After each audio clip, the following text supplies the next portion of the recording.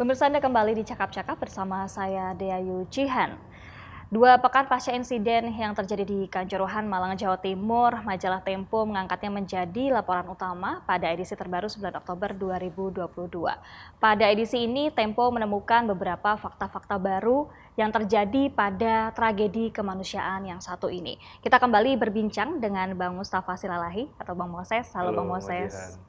Kita jumpa lagi tapi sekarang ngomonginnya Iya, tragedi beda lagi. Kanjuruhan ya. Oke, Bang, Oke. untuk menjadi sebuah laporan utama begitu Betul. ya, majalah Tempo kenapa fokus pada isu ini, kemudian Ya, siapa saja yang ditugaskan, karena kita tahu bahwa ya. ada banyak sekali informasi yang berserakan tidak hanya di Malang, tapi juga ada di Jakarta.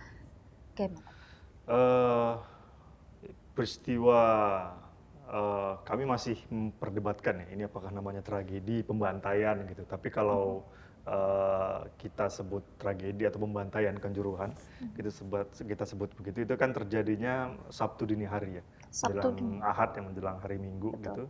Nah, ketika di hari Minggu itu beberapa di internal redaksi itu kami sudah saling koordinasi, gitu. Khususnya di Deshukum ya. Di Deshukum saya sebagai yang mengepalai Deshukum itu meminta teman-teman untuk memonitor, gitu. Karena kita sudah tahu ini satu peristiwa yang sangat luar biasa ya, Besar. besar gitu. Kenapa besar? Karena ada seratusan, karena di hari Minggu itu saja itu jumlahnya sudah langsung ketahuan 120-an orang gitu. Ya. Baru kemudian berapa hari kemudian yang dari sesuai laporan kita itu ada jumlah 131. Dan ini sebenarnya juga belum seluruhnya Mbak 131 ini, karena kami juga mendapat informasi bahwa jenazah yang meninggal saat itu ada juga yang langsung dibawa pulang. Nah, yang 131 ini adalah jenazah yang sempat singgah di tempat klinik-klinik dan rumah sakit sekitar di Kanjuruhan. Jadi kalau ada yang misalnya ada seseorang yang bawa anaknya atau keluarganya meninggal dan langsung dibawa pulang, itu tidak dihitung. Itu artinya ada jumlah potensi lebih besar dari itu. Gitu. Baik. Nah, ini kan kita melihat sebuah peristiwa kemanusiaan yang luar biasa ya, khususnya di Indonesia gitu. Apalagi di dunia internasional ada sekitar 100-an orang lebih meninggal karena menonton bola. Menonton bola ini bukan semacam perang ya, bukan orang yang sadar diri untuk datang ke satu tempat untuk memang ada bentrok gitu, enggak. Menonton Tapi bola untuk ini mencari adalah hiburan. hiburan gitu loh, Ya. hiburan dan hiburan rakyat gitu. Masyarakat kita yang memang paling banyak yang mencintai sepak bola ya. Dan ternyata meninggal gitu. Nah, ini yang membuat kita memutuskan ketika di hari itu, di hari Ahad, lalu kemudian dipastikan Senin, kita sudah merasa ini akan menjadi laporan utama Tempo ya kita, gitu. Karena ini peristiwa salah satu yang terbesar di dunia ya, setelah Peru di Peru tahun 1964, itu kala itu 328 jiwa meninggal, dan ini 131 meninggal, dan itu ya itu tadi masih terus bertambah. Dan untuk itu kami mengirimkan ada 2 orang. Nah, Tempo ini kan sebagai grup kan ada juga Tempo.co, Koran Tempo, dan majalah Tempo. Nah, kami mengirimkan 2 orang dibantu dengan 2 koresponden di Malang.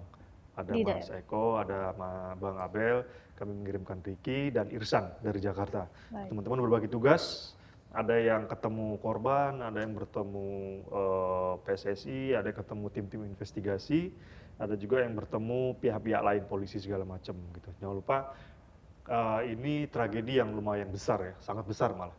Dan hampir semua lembaga negara yang punya kewenangan investigasi itu turun. Komnas HAM, LPSK, Ombudsman, tim gabungan independen mencari fakta, bentukan Kemenko Polhukam, kemudian ada tim investigasi dari Komisi Disiplin PSSI dan polisi. Sejauh ini ada 6 setidaknya. Itu belum lagi tim-tim independen lain ya, dibentuk di tim Aremania, dibentuk oleh masyarakat, ada juga Kontras, NGO juga membentuk tim investigasi sendiri. Tidak ada banyak. Jadi memang ini sangat prihatinkan ya ke peristiwa ini, dan ini juga terbukti dengan banyak mencuri perhatian dunia ya, di mana semua tim besar seluruh dunia bahkan ikut juga berduka, karena ini adalah sepak bola gitu, olahraga yang banyak dicintai oleh setidaknya mayoritas lah penduduk dunia gitu, yang sangat mereka sukai, tapi mati harus karena nonton bola gitu. Baik. Dari beberapa orang yang kemudian dikirimkan, termasuk teman-teman Kores yang ada di daerah, ada cerita-cerita menarik apa sih Bang dari mereka? Mungkin tantangan-tantangan harus bertemu korban tadi, bertemu dengan keluarganya, segala macam. Satu yang memang agak sulit ya, ini kan cerita pilu ya, cerita pilu, cerita sangat humanis lah Mas. Kita memang untuk di awal-awal kami memutuskan untuk tidak langsung berkomunikasi dengan para korban gitu, karena mengingat masa duka segala Ya. macam, kita menghormati itulah gitu. Apalagi tim majalah Tempo itu kan hitungannya pekan terbitnya gitu. Jadi mungkin ya bisa ditemui Kamis, Jumat gitu masih bisa dijumpain gitu. Asal memang orangnya bisa terjangkau, dan sejauh ini kan memang terjangkau karena hampir semua korban itu domisilinya tak jauh dari Malang. Ya. Malang dan sekitarnya gitu, Malang Raya tuh teman-teman menyebutnya gitu. Jadi lebih mudah terjangkau lah. Jadi kita memang mencari spare waktu. Nah, kemudian kita berkomunikasi dengan banyak tim pencari fakta gitu, dan banyak juga sebenarnya informasi-informasi yang belum bisa kami verifikasi gitu. Ada banyak juga informasi-informasi yang belum verifikasi, yang tidak bisa saya sebutkan karena belum terverifikasi. Baik. Nah, cuman beberapa hal yang sudah bisa kita verifikasi karena ini misalnya sudah temuan oleh lembaga-lembaga yang saya sebut tadi. Misalnya ada dari Komnas HAM gitu ya, mereka menemukan bahwa ada gas air mata yang ditembakkan ke arah penonton itu yang kadaluarsa. Kadaluarsa. Jadi produknya itu produk 2016, tapi kadaluarsanya harusnya kan 2019 gitu. Tapi Baik. digunakan pada saat itu, pada saat Kejadian. keramaian itu gitu. Nah, ini yang masih kita akan coba telusurin apa sih sebenarnya dampaknya gitu. Memang di edisi kita belum terlalu fokus soal apa sih dampaknya gitu gas air mata ini. Itu pertama. Yang kedua adalah, dan ini juga sudah menjadi pengetahuan ya banyak orang, tapi kami berupaya mendetailkan lagi, yaitu penggunaan gas air mata yang memang sangat telak sekali, itu melanggar peraturan. Statuta FIFA pasal 19B menyebutkan dilarang menggunakan bahan kimia seperti gas air mata, alat pengendali massa maksudnya seperti gas air mata, terus juga tameng dan senjata lainnya di dalam stadion. Bahkan membawa senjata tidak Bawa boleh, senjata Bang? tidak boleh gitu, senjata tidak boleh. Apalagi Mungkin digunakan contohnya ya. ini kalau kita paling baik ya contohnya itu liga-liga misalnya Bundesliga, La Liga, Liga Inggris ya. Mereka itu kan stewardess-nya itu, pengawal petugasnya itu sama sekali tidak membawa senjata. Mereka hanya menggunakan rompi khusus gitu yang menandakan bahwa mereka petugas, dan pengamanannya itu gitu paling hanya helm. Helm itu ya, jadi mereka tidak. Nah, kalau di pertandingan Arema FC dan Persebaya Surabaya itu hampir semua personel polisi itu menggunakan tameng dan alat pemukul, dan sebagian lagi itu membawa senjata pelontar gas air mata gitu. Nah, ini yang juga menjadi bahan liputan kami, bagaimana dan mengapa akhirnya si teman-teman polisi itu menggunakan gas air mata ke arah penonton Di tribun ya. Baik. Apakah Tempo juga menemukan ini, Bang? Ada isu yang beredar soal mengapa kemudian pertandingan ini dipaksa malam hari, padahal sudah ada rekomendasi diubah jadi sore hari, tapi tetap dipaksa. Ada temuan khusus soal itu? Ya, karena memang dan ini memang sudah ada permintaan dari Satintelkam Polres Malang pada saat itu yang meminta panitia memundurkan jam. Karena ini kan pertandingan besar ya, ini kan derby Jawa Timur ya, derby sudah puluhan tahun umurnya bahkan gitu. Pertarungan yang sangat keras gitu, dan penontonnya tipikal sama-sama keras gitu, dan apalagi ini dihadiri oleh puluhan ribu orang.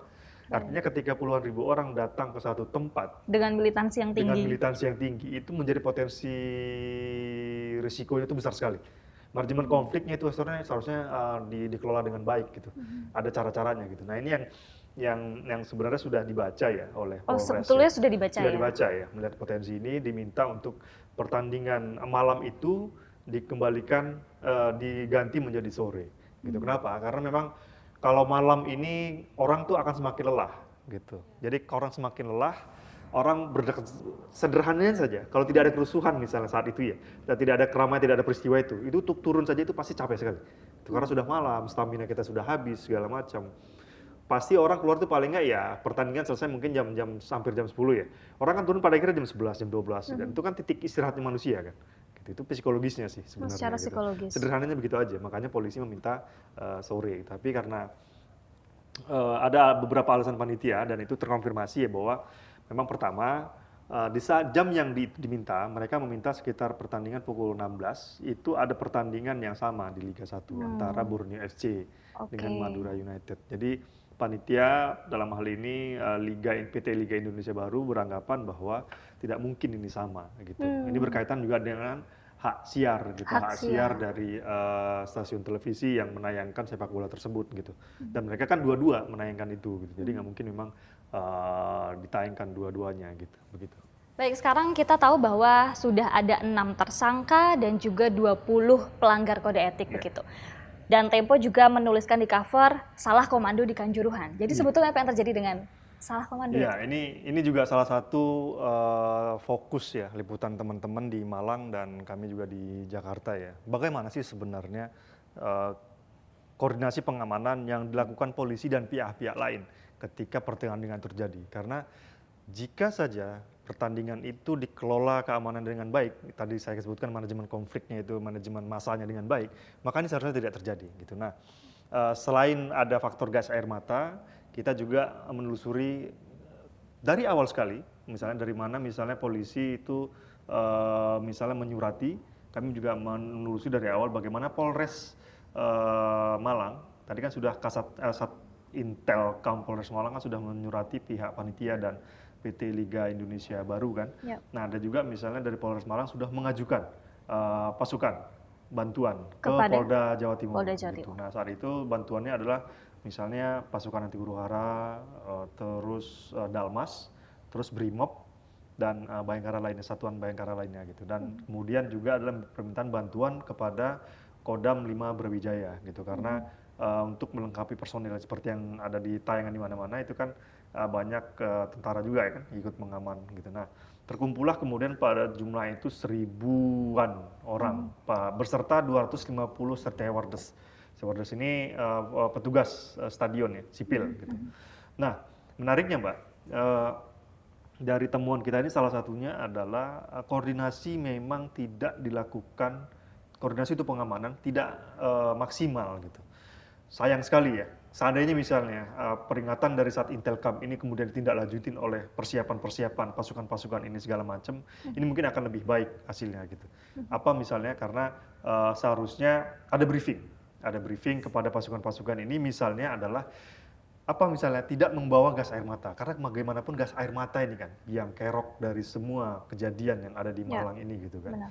Nah itu apalagi Ketua PSSI Muhammad Iriawan juga sudah menyebutkan baru kali ini ada pasukan bawa gas air Gas air mata mata. ke stadion. Walaupun pertanyaan itu masih bisa diperdebatkan karena kan kayaknya pas pertandingan ada deh Iya. gitu.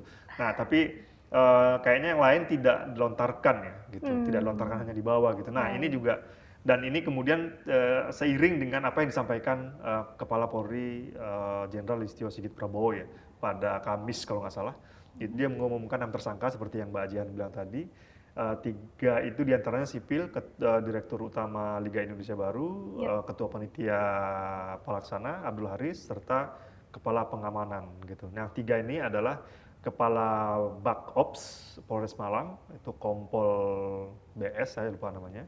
Terus ada Danki Brimobnya, kemudian ada Kasat Samapta Polres Malang. Ini dua-duanya perwira AKP gitu. Nah mereka menjadi tersangka. Kenapa? Yang menariknya adalah 3 orang polisi ini kalau kami fokusnya ya. Kenapa tuh, Bang? Misalnya Kabak Ops ini misalnya, ini Kapolri sendiri nih, Pak Listio Sigit sendiri yang mengatakan bahwa dia itu sudah tahu sebenarnya. Ada pasal 19B FIFA yang menyebutkan bahwa gas air mata itu dilarang digunakan dalam stadion, tapi kenapa tetap dipakai? Gitu. Harusnya kan, kalaulah memang persiapan ini matang, persiapan pertandingan ini matang, ini senjata dibuang jauh-jauh ini, jangan dibawa gitu, Baik. jangan dibawa, nggak boleh, berbahaya gitu. Itu harusnya. Yang kedua adalah peran si AKP itu, si Danki Brimob, Danki dan satu lagi itu Kasat Samapta itu, mereka ternyata memerintahkan, gitu, memerintahkan penembakan itu. Nah kacaunya yang membuat selain gas air mata, derajat lebih parahnya lagi peristiwa ini adalah gas air mata itu ditembakkan ke arah tribun, yang tidak terjadi kekacauan gitu loh. Itulah yang semakin memperkeruh suasana gitu. Seharusnya kan awalnya kan hanya 3 ya, 3 gas air mata dilemparkan ke lapangan tuh, ditembakkan 1, 2, 3 gitu. Nah, Itu ke lapangan ya, ke Bang? lapangan itu. Nah, berikutnya adalah ini nggak ada angin, nggak ada hujan gitu. Penonton yang kalau di rekaman video yang beredar viral di media sosial, Ya. itu kan ketawa-ketawa nih orang nonton di atas stadion. Ya, saya nggak tahu Mbak Jen pernah nonton bola atau saya pernah nonton bola. Kalau stadion tuh di ujung bawah tuh ya kita ketawa-ketawa gitu, ketawa-ketawa karena kalaupun ada rusuh kan jauh di bawah. Ya, di lapangan Di ya. lapangan gitu. Kita yang enak-enak nonton di lapangan di atas tribun jauh gitu, tiba-tiba tuh kena gas air mata. Nah, ini yang menurut kami sangat sangat memilukan dampaknya ya, karena pertandingan Arema FC dan Persebaya Surabaya ini ditonton oleh banyak anak-anak dan perempuan, Mbak, gitu. Dan kita turut sangat berduka sekali karena banyak dari mereka turut menjadi korban. Nah, di tulisan kami juga salah satunya menuliskan berfokus soal bagaimana anak-anak itu menjadi korban. Ada sekitar 39 anak yang menjadi korban. Itu yang dihitung, Mbak ya. Itu yang terhitung ya. Yang Gitu. Dan tercatat. yang tercatat oleh pihak Dinas Kesehatan Kabupaten Malang tadi, seperti yang saya sebutkan di awal tadi.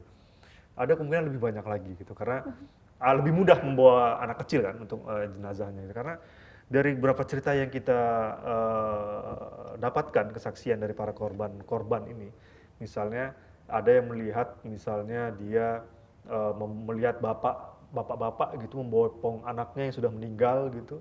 Terus itu satu tuh, dia terus melihat bapak lagi membopong 2 anak, satunya sudah meninggal, satunya belum gitu. Itu kan sebuah peristiwa yang pemandangan yang memilukan ya gitu.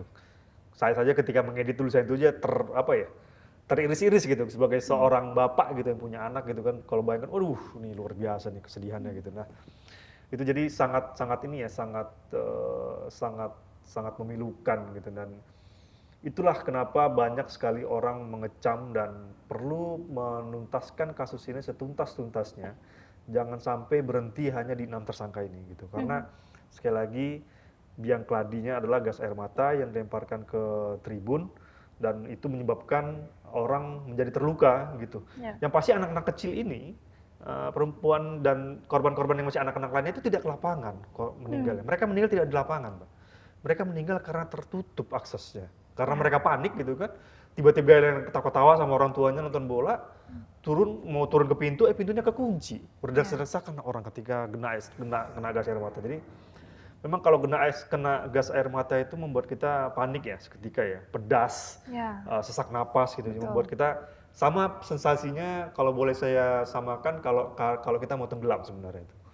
Tenggelam, napas susah gitu. Ya, sama-sama buat panik kita akan ya. menggapai apapun saat itu di sekitar kita untuk menyelamatkan diri. Itulah yang terjadi saat itu. Anda bayangkan bagaimana luar biasanya orang sesak mata itu mencoba menggapai-gapai, terinjak-injak, tapi ternyata gerbangnya itu tertutup semua. Dan gerbangnya itu tidak dijaga. Nah, ini luar biasa sekali. Makanya berlapis-lapis kesalahannya. Makanya kami sangat mendorong pihak kepolisian untuk segera menambah tersangka baru. Ini karena ini tidak main-main ya peristiwanya ya. Ini sangat fatal, maksudnya dan pelanggarannya sangat kentara sekali gitu. Kenapa kok petugas-petugas ini itu ada 14 pintu di Stadion Kanjuruhan itu? Kenapa hanya separuh yang dibuka? Sementara regulasi, dari regulasi FIFA, sampai regulasi PSSI menyatakan 10 menit sebelum pertandingan berakhir, itu harus sudah dibuka pintunya. Tapi kenapa itu masih dibuka? Itu pula yang menyebabkan orang akhirnya meninggal. Anda bayangkan gitu. Saya nggak bisa bayangkan betapa pilunya ya. Berdesak-desakan gitu, melihat orang sama-sama di panik. depan kita itu sudah mati semua bergelimpangan gitu. Dan membuat saya paling ngilu adalah melihat jenazah anak-anak kecil itu. Membayangkannya saja sudah sangat memilukan karena lagi kita melihat langsung. Makanya memang dari beberapa sumber yang kita jumpai itu bahkan beberapa orang di antara itu trauma gitu. Trauma. Jadi trauma karena melihat peristiwa itu yang mengerikan gitu. Karena memang bagi seorang bapak atau ibu ya yang melihat anak kecil lain mati tersiksa depan dia, itu akan menjadi pengalaman traumatis. Saya sendiri mungkin kalau melihat langsung mungkin akan traumatis buat saya gitu. Makanya banyak lembaga juga pasca ini membuat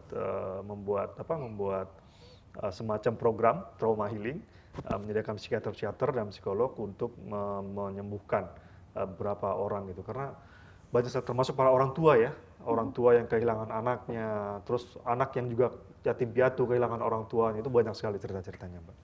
Baik, artinya membutuhkan metode reportase yang khusus begitu ya, Bang, untuk bisa bertemu dengan narasumber-narasumber dan juga Itu partner. saya minta teman-teman, saya pesan kepada teman-teman untuk hari pertama, hari kedua kita jangan dulu dekati korban. Gitu. Biarkan mereka dulu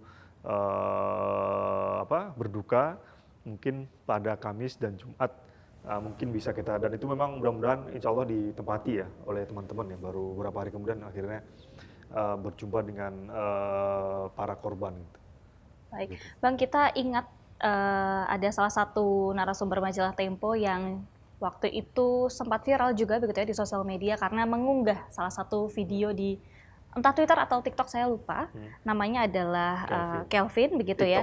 Di TikTok ya, Kang? Bang, baik. Akhirnya kemudian mendapatkan perlindungan dari LPSK. Itu bagaimana ceritanya dan apakah ada Aremania yang lain yang juga mengajukan permohonan perlindungan yang sama terhadap LPSK? Ya, ini Kelvin ini juga salah satu subjek ya tulisan kita ya. Ini cukup menarik. Dia ini satu sisi Aremania, penggemar Arema FC. Dia juga korban dalam tanda kutip gitu. Dia kemudian merekam. Salah satunya di pintu 13 saya kalau tidak salah. Nah, pintu 13 ini video tidak terkunci penuh, tapi terbuka sedikit gitu. Jadi hanya bisa cuma 1 atau 2 orang tuh yang melintas di pintu itu. Sedikit ya, terbuka sedikit. Nah, dia merekam saat itu bagaimana orang berjejalan di pintu tersebut gitu. Dan di akun TikTok milik dia. Nah, esok berapa hari berikutnya, dia ini tinggal di Malang, seorang petugas kebersihan. Beberapa hari berikutnya dia itu dijemput polisi ke asrama dia. Nah, yang menariknya dia mengira itu adalah temannya sesama Aremania gitu untuk minta koordinasi ya. Karena kan Aremania seperti yang kami sebutkan tadi itu kan membentuk tim sendiri ya investigasi.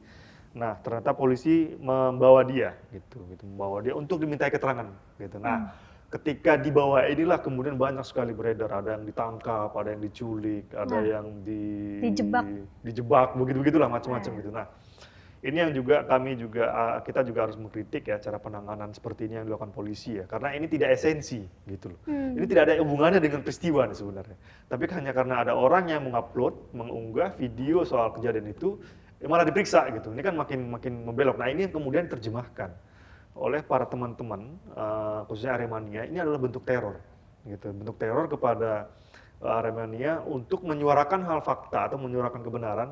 Itu mereka akan bisa diciduk, diperiksa oleh polisi gitu. Nah, selain Kelvin memang ada 11 ya bersama Kelvin ya, sekarang sudah berstatus terlindung oleh LPSK. Mereka ini adalah korban dan mereka juga termasuk saksi peristiwa pembantaian di Kanjuruhan itu gitu. Jadi mereka saat ini sudah dilindungi dan ada banyak sebenarnya gitu. Jadi ada banyak juga Mbak, kita temuin beberapa narasumber yang kita sebutlah Aremania ya, penggemarnya, fansnya Arema, mereka jadi takut gitu bersuara.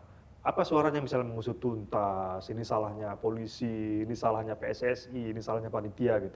Mungkin karena saya wartawan enak aja ngomong gitu ya. Tapi bagi teman-teman yang mungkin tidak punya privilege mengatakan itu agak kesulitan gitu ngomongnya. Dan ini mereka diteror bahkan misalnya kita mendapatkan cerita ada spanduk-spanduk tuh, spanduk usut tuntas, spanduk tegakkan keadilan itu kan diambil oleh massa yang tidak dikenal. Nah, ini kan suatu hal yang tidak patut ya dilakukan ya. Kita tidak tahu siapa yang melakukan itu gitu, tapi untuk polisi sendiri mungkin lebih baik fokus ke kasus ini, pemeriksaan, bukan malah menginterogasi orang yang mengunggah video-video. Justru itu digunakan sebagai barang bukti gitu. Walaupun memang LPSK mengatakan dia itu bukan di BAP gitu. Bukan BAP itu maksudnya sebagai tersangka atau apa segala macam. Hanya diminta keterangannya. Artinya memang dia diminta apakah benar segala macam untuk kasus ini, kerusuhan itu segala macam gitu. Jadi ya polisi memang harus sangat hati-hati ya. Ini luar biasa nih korbannya, 131 orang tidak bersalah gitu. Saya berani katakan tidak bersalah karena seperti tadi kita nonton bola itu kan untuk bersenang-senang, bukan mau cari mati kan. Ya. Artinya dimintai keterangan harus dengan cara yang patut juga ya Bang ya. Gitu. Harusnya memang ya resmi aja pakai surat, dipanggil gitu. Dan mungkin pemeriksaannya bukan karena dia mengunggah video gitu, enggak gitu. Tapi ya sebagai Anda saksi. Betul, Anda saksi. Anda punya rekaman itu, Anda punya melihat peristiwa itu, Anda saksi gitu. Nah, polisi karena itu harus dijelaskan. Karena apa? Karena ada 42.000 penonton saat itu. Artinya ada puluhan ribu saksi juga yang bisa dipakai saksi. Artinya ketika polisi menunjuk Bajihan, polisi menunjuk saya sebagai saksi, harus jelas alasannya. Kenapa Anda dijadikan saksi? Harus ada landasan hukumnya. Nah itu polisi mungkin harus lebih detail itu untuk tidak menimbulkan dugaan-dugaan yang aneh-aneh lagi ya, Ya, gitu. kegaduhan lagi. Kegaduhan lagi karena teman-teman di Malang sekarang sudah merasa ini teror gitu loh. Nah ini Teror. yang sudah berkembang kan di mana-mana. Baik. Apalagi aksi ada buzzer-buzzer yang malah menyalahkan ya Ya. penonton gitu. Nah itu makin kacau lah. Baik, dengan adanya teror-teror semacam tadi, Bang, apakah ini juga menjadi salah satu tantangan bagi teman-teman Tempo untuk menelusuri atau mencari fakta-fakta baru? Karena tadi ya sudah diteror, jadi mereka ketakutan dong untuk Iya, bicara. iya. Itu berpengaruh tidak? Ya, kita coba ini ya mendekati karena enaknya melibatkan teman-teman koresponden ini. Jadi ada pendekatan kedaerahan, pendekatan pelan-pelan gitu. Dan kami di Tempo itu berketetapan bahwa narasumber tidak ada boleh yang dipaksa gitu. Kalau dia tidak mau kita mundur. Gitu. Jadi kalau ada korban-korban segala macam itu mundur gitu. Jadi semua narasumber kami coba hubungin dari sampai ketua PSSI, sampai korban kita hubungin, sampai bahkan Kapolres sendiri, Ferly Hidayat itu kami hubungin gitu. Mantan Kapolres Malang. Mantan Kapolres ya. Karena dia dimutasi ya menjadi Yanma di SDM Mabes Polri. Itu kami coba hubungin, minta wawancara.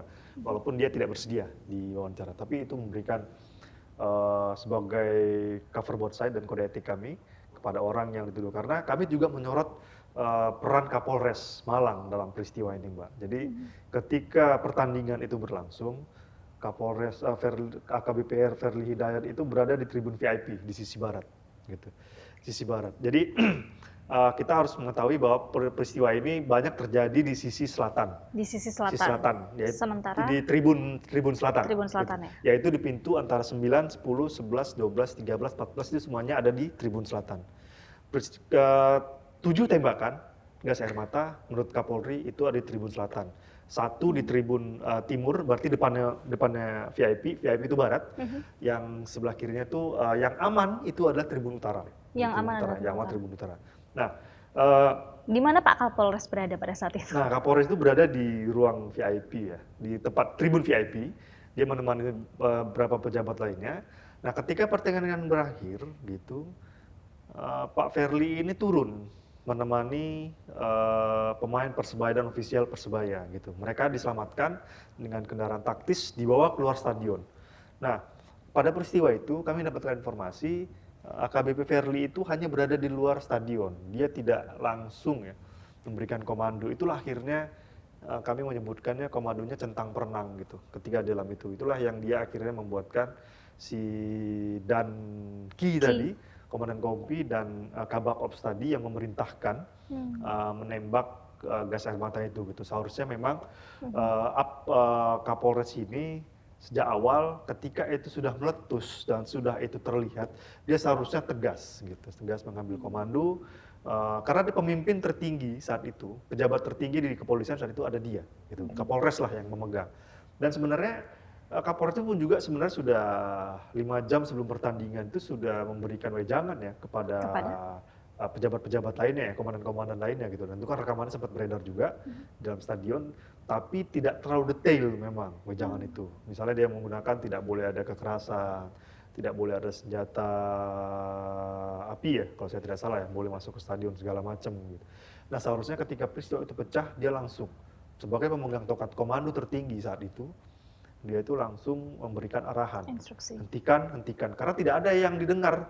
Nggak mungkin polisi di lapangan ini dengar apa omongan si supporter. Kan ada juga sempat video tuh yang supporter turun khusus itu dari tribun timur ya, turun, Pak jangan lempar gas air mata, Pak jangan lempar. Nah dia kan akan didengar karena ini kan bukan siapa-siapa, tapi kalau Kapolres yang turun, Anda jangan lepaskan gas air mata, mundur gitu, pasti dia mundur polisinya gitu. Karena kan komando di polisi kan begitu. Nah, makanya memang jalur cover kita kan salah komando ya.